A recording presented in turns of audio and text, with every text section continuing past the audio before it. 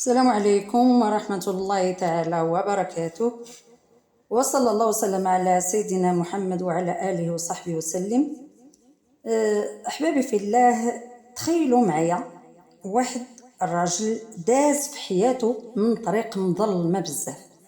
اش كنقصد بهذا مظلمة؟ يعني ذنوب كتار، جرائم عظيمة، حتى وصل لواحد العدد اللي كيخلي الانسان يقول واش معقول الله يغفر ليا.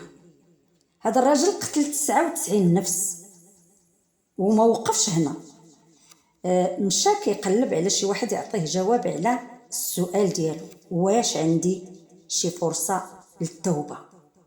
وهنا كتبدا وحده من اعجب قصص التوبه اللي جات في السنه النبويه.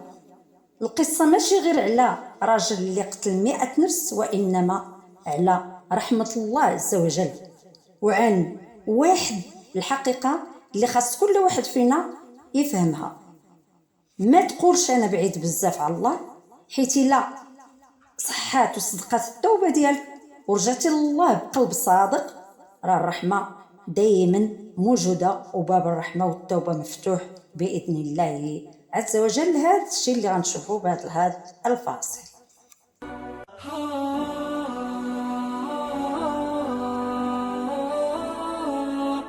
البدايه ديال القصه قال لك كان واحد الرجل من بني اسرائيل عاش حياته في الذنوب والمعاصي ودار جرائم كبيره بزاف، قتل 99 نفس. ولكن من بعد هاد الجرائم بدات شي حاجه كتحرك في الداخل ديالو، يعني ضميره بدا كيفيق، ما بقاش ساكت وبدا كيسول واش نقدر نتوب. مشى عند واحد الراهب وسولو، انا قتلت 99 نفس، واش عندي شي توبه؟ واش ربي يقبل مني التوبه ديالي؟ الراهب شاف هذاك العدد المهول ديال القتله اللي قتل، ربما يكون تاثر، ربما جاوبوا بلا، قال ليه لا ما عندكش توبه، ما عطاهش الامان. وهنا وقعت المصيبه احبابي في الله. الراجل ما تحملش هذا الجواب وقتلو، كمل به 100. هكا ولا العدد 100 نفس. البارح كان 99 واليوم كمل بالراهب 100. ولكن رغم هذا كله الراجل ما استسلمش، ما وقفش، ما سدش الباب، ما بقى كيقلب على الجواب اللي عنده. واش ربي غيسمح ليا؟ انا بغيت نتوب، واش هل هناك من توبه؟ وهذه النقطه بالذات مهمه بزاف، حيت كثير من الناس الا طاحوا في ذنب كبير كيقولوا صافي ما بقى عندي ما ندير، كيفقدوا الامان، الله ما غاديش يغفر ليا، انا ما نستاهلش الرحمه. وهذا الياس كيقدر يكون باب اخر للهلاك ديال بنادم. بقى كيقلب لقى واحد العالم، مشى عنده قال ليه انا قتلت 100 نفس، واش عندي شي توبه؟ العالم ما سمعش ديك 100 نفس، ما داهاش فيها. العالم ما قالش لا، ما قالش انت غيهلكك الله، ما قالش ليه ما عندكش الامان، بالعكس قال ليه بكل وضوح ايه، وشكون اللي غيحبس هاد التوبه عليك؟ وشكون اللي غيحول بينك وبين هاد التوبه؟ شكون اللي غيوقف بينك وبين التوبه؟ شوفوا معايا هاد الجمله شحال قويه وزينه. الراجل كيقول قتلت 100 نفس، والعالم كيقول ليه وشكون قال لك بالله باب الله مسدود؟ هذا هو الفرق بين شي ناس، واحد كيفهم الدين، يعني كيفهم الدين بالرحمه، وواحد كيخلي الانسان يغرق في الياس. وما اكثرهم هذا التشدد في الدين ويكفرك وهذا لا، ولكن خاص تبدل حياتك. اي واحد كيعصي الله خاص يبدل حياته.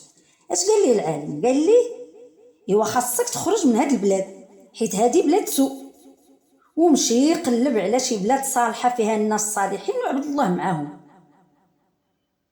وما ترجعش لهاد البلاد اللي درتي فيها هاد المعاصي، حيت بلادك بلاد سوء. شوف شنو قال ليه، ما قالش ليه غير قول استغفر الله وصافي، لا، قال ليه بدل البيئه ديالك، بدل الصحبه، بدل الطريق، بعد عن كل حاجه كانت كتردك للمعصيه. وهذا الدرس خاصنا نفهموه مزيان. الا كنتي باغي تتوب من شي ذنب، ما تبقايش غير كدور في الدائره ديالك في نفس الاجواء اللي كترجعك ليه. الى الصحبه خايبه بدلها، الى المكان كيجرك للمعصيه بعد عليه، الى شي حاجه كتضاعفك قطعها. حيت التوبه احبابي في الله ماشي غير كلمه كنقولوها باللسان. التوبه راها قرار كنتاخذوه في نفوسنا، في الداخل ديالنا، قرار صعيب. الراجل سمع الكلام ديال العالم وشد الطريق للارض الصالحه. بدا كيمشي، مشى للبلاد اللي فيها الناس الصالحين. وهنا احبابي في الله كان باقي ليه غير شويه ديال الطريق ويوصل عندهم، ولكن الموت سبقه، مات في الطريق. هنا بدات القصه ديال الملائكه. ملي مات الرجل، ملائكه الرحمه والملائكه العذاب اختلفوا فيه، يعني كيتضاربوا عليه. ملائكه ديال العذاب كتقول هذا الرجل ما دار حتى خير في حياته، وملائكه الرحمه قالوا لا، هذا الرجل جا تائب وخرج قاصد الله سبحانه. وبقاو هكا كيتخاصموا عليه حتى جاهم ملك في صورة انسان. هاد الملك اش قال لهم ملي شافوه؟ جعلوه حكم يحكم بيناتهم. اش قال لهم هاد الملك؟ قال لهم يعني في صفة انسان، هو بشر، يعني جاءهم في صفة بشر.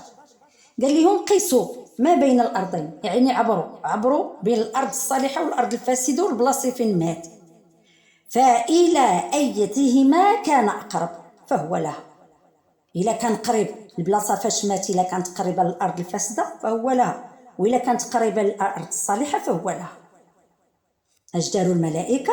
عبروا قاسوا بين الأرضين فوجدوه أقرب للبلاد الصالحة. سبحان الله. فكان من أهل الرحمة.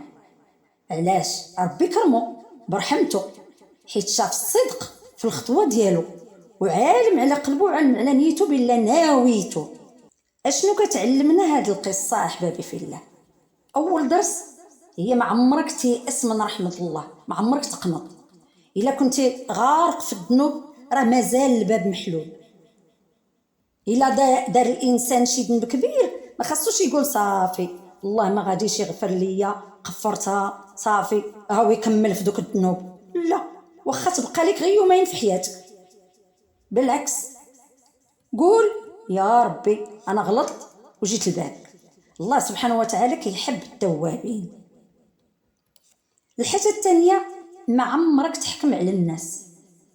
شوف هذا الرجل الا شفناه غير بالماضي ديالو غادي نقولوا هذا ما فيه خير، ما عمرك تشوف منه. واش اللي قتلت 100 نفس غادي تشوف منه خير؟